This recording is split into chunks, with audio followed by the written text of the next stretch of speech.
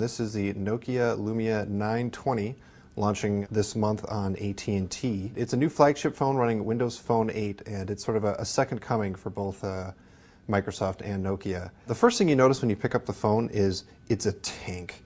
It's a really, really big phone. It's really heavy. It clocks in at 185 grams, which is actually more than 50% heavier than the iPhone 5. There's a couple of reasons for it to be so big. One is it has a wireless inductive charging on the back, and two is that it has this PureView camera. It's an 8 megapixel camera, but what's special about it is that the lens is actually seated in some springs that keep it steady for longer shots.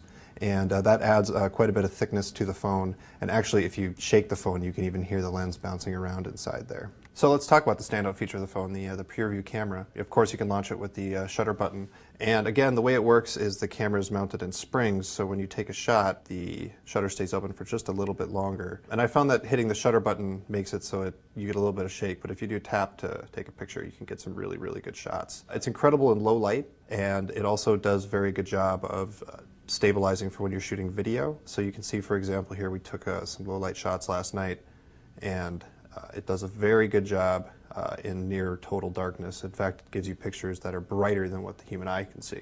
When you're not in ridiculously low light situations and you're just taking pictures like you do with a camera phone, they come out really, really well. I will say the colors are a little bit muted, but that's kind of just Nokia's style. But I mean, everything is really sharp, everything is really crisp, and I'm really impressed with this camera, and you should be too.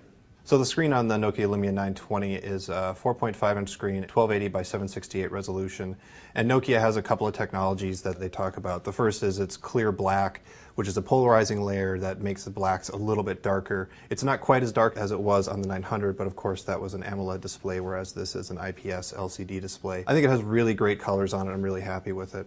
The other thing is called a Pure Motion HD Plus, which is Nokia guaranteeing that frame rates won't dip below, I think it's 60 frames per second, and you won't see blurring when you're scrolling stuff around on the screen. And I mean, they're right. There's very, very little blur at all as you move stuff around or as you open up apps.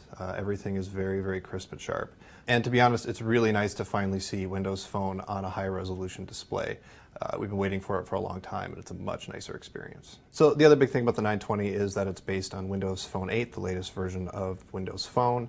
The big thing about Windows Phone is they spent a lot of time re-architecting it from the ground up to share the same core as Windows 8, and what that means is you can have faster processors, bigger screens, and faster hardware iterations. In terms of actual user experience, it's very similar to Windows Phone 7.5. Now you get these smaller live tiles, there's the kids corner, but the important thing for the 920 is there's a whole bunch of custom Nokia apps. So you've got Nokia Maps, which is an iteration on Bing Maps that has a couple nice usability tweaks. Like you can scroll up from the map view to see local places. Nokia also has included their own driving directions and transit directions, which is an essential thing on a smartphone if you ask me. And then there's also Nokia Music, which is a free music streaming service, which is pretty cool, but not really important anymore for most people since Microsoft has finally got Xbox music streaming set up properly. As nice as Windows Phone 8 is, it still has some of the same problems that Windows Phone 7 does. If you miss a notification and you don't have a live tile for it, it's basically gone. And the app selection, it's not quite there, it's getting better. But the real problem is a lot of the apps don't feel as up-to-date as they do on other platforms.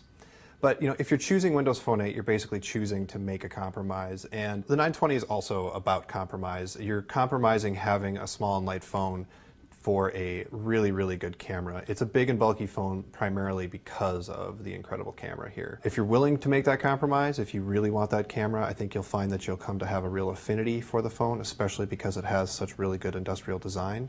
But if the camera is not a must-have for you, there are smaller and lighter options. Nokia's Lumia 920 is out in Europe this weekend, but AT&T's version is only due sometime in November. We still don't have